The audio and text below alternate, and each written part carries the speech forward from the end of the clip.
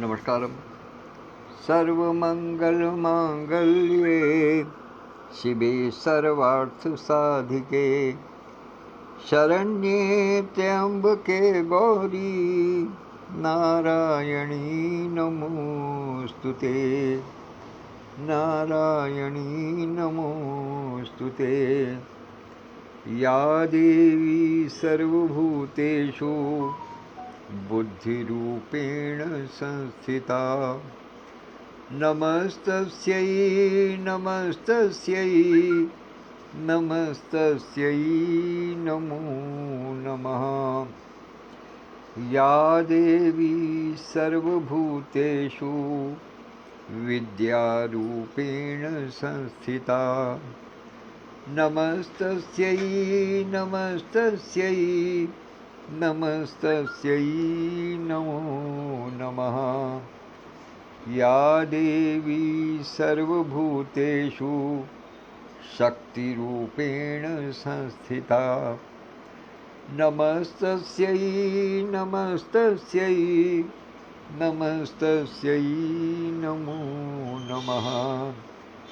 या देवी सर्वभूतेषु लक्ष्मीरूपेण संस्थिता नमस्तस्यै नमस्तस्यै नमस्तस्यै नमो नमः। मनोजवं मारुततुल्यवेगं जितेन्द्रियं बुद्धिमतां वरिष्ठं वातात्मजं वानरयूथमुख्यं श्रीरामदूतं शरणं प्रपद्ये। श्रीरामदूतं शरणं प्रपद्ये। माता भगवती का छठा नवरात्रा, यद्यपि इस बार एक नवरात्रा बढ़ा है, चूँकि एक तिथि खाली रही है, इसलिए नियमानुसार आज पांचवा नवरात्रा माना है। किंतु जो लोग पूरे व्रत रहते हैं उनका आज छठा व्रत है। तो छठी माता कात्यायनी देवी सुंदर रूप सिंह पर सवार उनके चरणों में सादर प्रणाम निवेदित करते हैं और समस्त परिजनों की सुख सौभाग्य संपन्नता और स्वास्थ्य की कामना करते हैं। आइए आज विचार करते हैं आज के वाक्यांश पर। आदरणीय दीदी सुषमा नैयर जी द्वारा दिया गया वाक्यांश वास्तव में समाज को नई दिशा दिखाने वाला है, इसमें कोई दो राय नहीं। तो आज का वाक्यांश है टूटते संयुक्त परिवार। पहली तो चीज ये है कि आखिर संयुक्त परिवार है क्या। ये एक सबसे बड़ी बात है कि पहले ये समझना आवश्यक है कि संयुक्त परिवार क्या है, तभी उसके टूटने वाली बात करेंगे, तभी उस पर विचार करेंगे। संयुक्त परिवार ये है कि एक माता पिता के 3 संतान 4 संतान हैं और वो सब एक स्थान पर हैं। 4 पुत्र हैं, पुत्रियों को तो अपने विवाह के पश्चात ससुराल में जाना ही है, इसमें कोई दो राय नहीं है। लेकिन जिस प्रकार से पुत्रियां जाती हैं उसी प्रकार से दूसरे परिवार की पुत्रियां बहू बन करके हमारे घर में प्रवेश करती हैं। तो लिहाजा पुत्री पुत्री में कोई अंतर नहीं है। अपनी है, बेटे की बहन है या बेटे की पत्नी। लड़की हमेशा लड़की है, सर्वदा पूजनीय है। तो अब एक साथ रहते हैं, एक स्थान पर रहते हैं, वो संयुक्त परिवार है। माता पिता हैं, दादा दादी हैं, भाई हैं, सब एक स्थान पर रहते हैं। चूल्हा भले ही किसी कारण से एक न रहे, इस बात की संभावना है। देखिए, जो वास्तविकता है उससे नकारा नहीं जा सकता, क्योंकि मेरा स्वयं का भी ये मानना है, और जो अनुभवी लोग हैं वो लोग भी इसी बात को कहते हैं कि यदि थोड़ा दूर रह करके या थोड़ी दूरी बना करके यदि प्रेम बना रहे तो वो अच्छा है। मान लिया घर उतना बड़ा नहीं है कि सब लोग समा सकें, तो आस में, पड़ोस में, शहर में कहीं रहें, उसमें कोई बुराई नहीं है। मैं नहीं समझता उसमें कोई बुराई है, लेकिन आपस में प्रेम बना रहना चाहिए। वो किसी भी प्रकार से उचित नहीं है कि जबरदस्ती एक साथ में रहें और आपस में बोलचाल भी ना हो, वो गलत है। लेकिन हम जिस संयुक्त परिवार की बात कर रहे हैं आज, उसका टूटने का मुख्य कारण क्या है, आज हम इस पर विचार करें। एक लंबे समय से आपको स्मरण होगा कि एक अवधारणा चली भारत में, भूतपूर्व प्रधानमंत्री आदरणीय इंदिरा गांधी के समय में, और एक अभियान चला जिसमें कि परिवार नियोजन की बात की गई थी। निश्चित रूप से उस समय उसकी आवश्यकता थी, मानता हूं मैं, क्योंकि उस समय देश एक ऐसी स्थिति से गुजर रहा था कि उतना अन्न नहीं उपज रहा था कि अपने देशवासियों को पूरी तरीके से अन्न का पोषण कर सके। वो एक स्थिति आ गई, तो इसलिए वो समय की मांग थी। लेकिन उस समय की मांग ने एक ऐसा विभत्स रूप ले लिया कि पहले नारा हुआ कि हम दो हमारे दो, पुत्र पुत्री की बात समाप्त हो गई कि हम दो हमारे दो, बस। उसमें जो आदर्श परिवार की बात रखी गई वो ये रखी गई कि वे आगे एक लड़का एक लड़की, ताकि एक चला जाएगा तो दूसरा कर, कोई दिक्कत नहीं, ये बात है। लेकिन वास्तविकता क्या है, इस पर किसी ने विचार नहीं। और वो जो बीज पड़ा संयुक्त परिवार के टूटने का, वो वास्तविकता में उसी स्थान से, क्योंकि आप जानिए कि एक वास्तविक संयुक्त परिवार किस प्रकार से हो सकता है, कौन कौन से हमारे रिश्ते होते हैं जो हमें निभाने होते हैं, जिनको हमें समझना चाहिए और हम नहीं समझ पाते हैं, उसका कारण क्या है। कारण यह है कि एक परिवार में सारे रिश्ते निभें, इसके लिए आवश्यक है कि एक पति पत्नी के पास कम से कम 2 लड़के और 2 लड़कियां हों। यदि 4 संतान इस प्रकार से बराबर बराबर होती हैं, 2 लड़के और 2 लड़कियां, तो वो परिवार अपने अंदर पूर्ण माना जाएगा, क्योंकि वहाँ सारे रिश्ते सहेजे जाते हैं। कोई रिश्ता ऐसा नहीं है जो कि वहाँ नहीं सहेजा जाता। चाचा है, ताऊ है, मामा है, मौसा है, मौसी है, फूफा है, बुआ है, सब है। लेकिन अब चलन क्या हो गया, बाद में ज्यों ज्यों महंगाई बढ़ी, त्यों त्यों एक बात ये आई, और दहेज की भी, दहेज ने भी अपना, दहेज रूपी दानव ने भी अपना विकराल रूप दिखाया।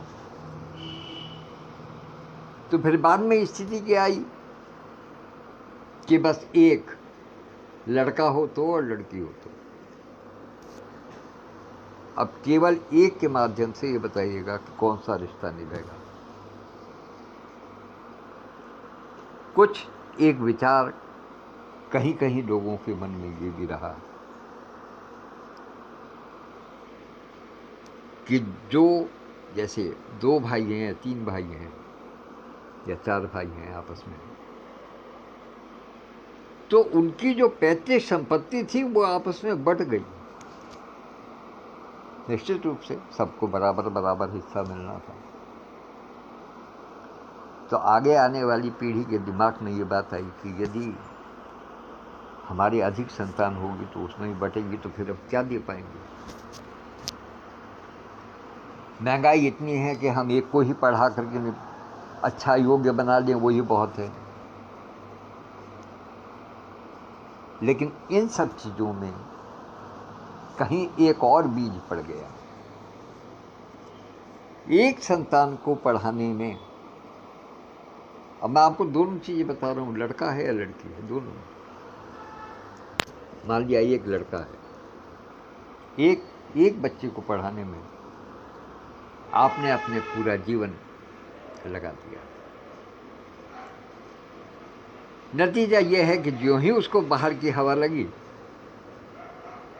वो कहते हैं ना कि चिड़िया का बच्चा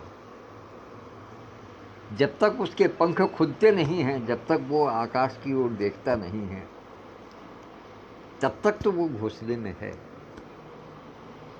और जहाँ उसके पंख निकले और उसने आकाश की ओर निहारा, तो वो आकाश में उड़ गया। उसके बाद में फिर जल्दी से लौट करके नहीं। विदेशों में जाने की प्रथा हो गई। विदेशों ने लालच देना शुरू किया, क्योंकि ये इसमें कोई दो राय नहीं है कि विदेश जितने भी हैं, जो भी दूसरे देश हैं, वो भारतीय प्रतिभा का लोहा मानते हैं। इसलिए अधिकतर प्रयास करते हैं कि भारतीय प्रतिभा को वो अपने यहाँ एंगेज रखें, ताकि उनको अच्छी जानकारी मिल सके, उनका अपना विकास हो सके। और एक बार बेटा विदेश गया तो गया, फिर लौट करके आने की गुंजाइश नहीं है।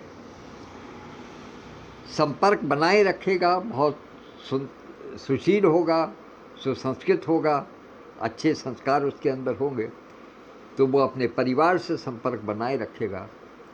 यदा कदा अवसर मौके बेमौके आता जाता भी रहेगा, वो भी ठीक है। लेकिन वास्तविकता क्या है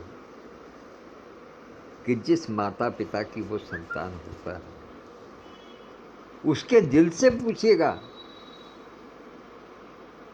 कि बेटा भले ही विदेश में कितना भी कमा रहा हो, लेकिन जब तक शाम को अपने घर लौट करके नहीं आ जाता, हम शहर वाले बच्चों की बात करती हैं, जब तक शाम को घर लौट करके नहीं आ जाता, तब तक तबीयत नहीं लगती। माता पिता किस प्रकार से उस विरह को सहते हैं, वो वही जान सकते। भाई किस प्रकार से सहते।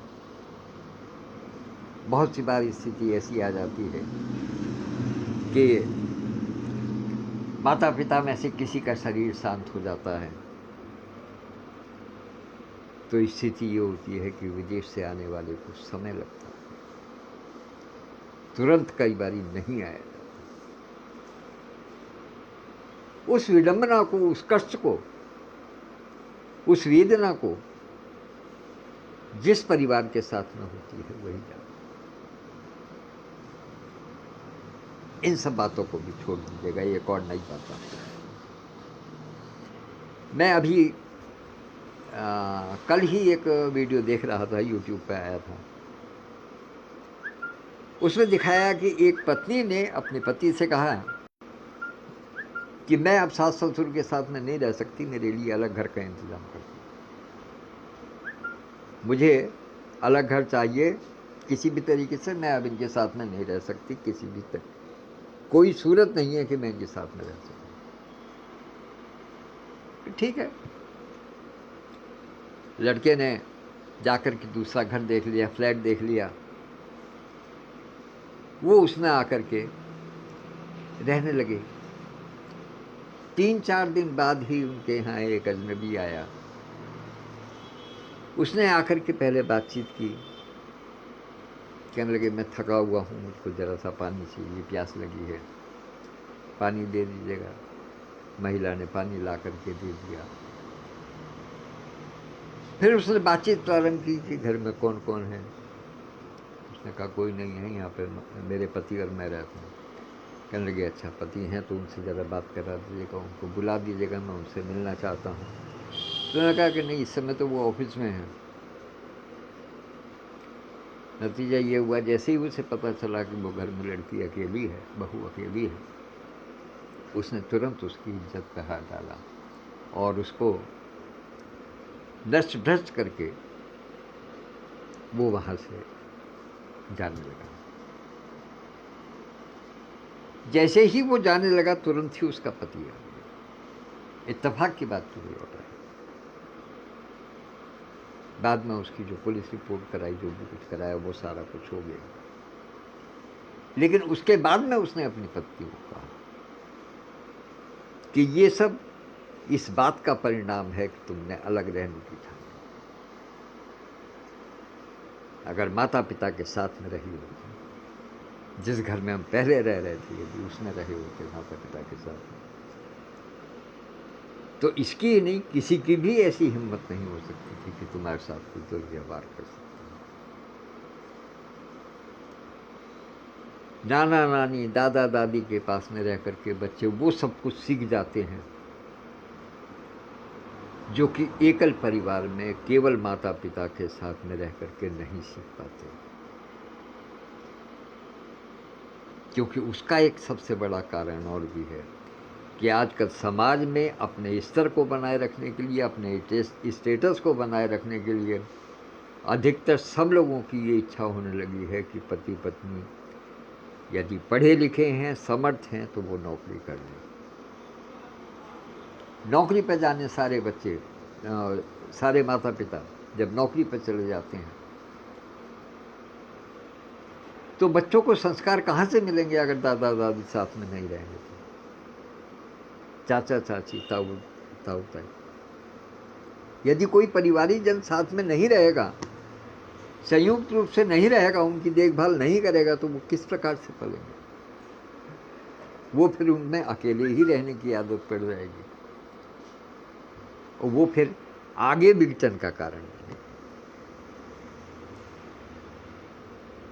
तो इसलिए मैं ये नहीं कहता कि बहुत लंबे चौड़े परिवार हों जिसमें कि कहीं कोई दिक्कत वाली बात आए, इतने बर्तन न हों कि खड़के, लेकिन इतने अवश्य हों कि एक दूसरे की सुरक्षा कर सकें, एक दूसरे की रक्षा कर सकें, एक दूसरे का ध्यान रख सकें। इतना होना बहुत आवश्यक है। और जो इनसे दूर भागते हैं वो समाज की वास्तविकता को नहीं समझ पा रहे हैं, ये मैं स्पष्ट रूप से निवेदन कर देता हूँ। इसी के साथ अपनी वाणी को विराम देता हूँ। आदरणीय विदुभूषण त्रिवेदी जी, आदरणीय विद्युत प्रभा चतुर्वेदी मंजूरी जी और आदरणीय आभा मेहता बहन, वो भी उपस्थित हैं। तीनों की उपस्थिति को सादर प्रणाम निवेदित करता हूँ और अपनी वाणी को विराम देता हूँ। आज कवि के साथ कॉफ़ी मंच पर फिर 10 बजे उपस्थित होता हूँ अपने निश्चित समय पर। तब तक के लिए आज्ञा दीजिएगा। धन्यवाद, नमस्कार।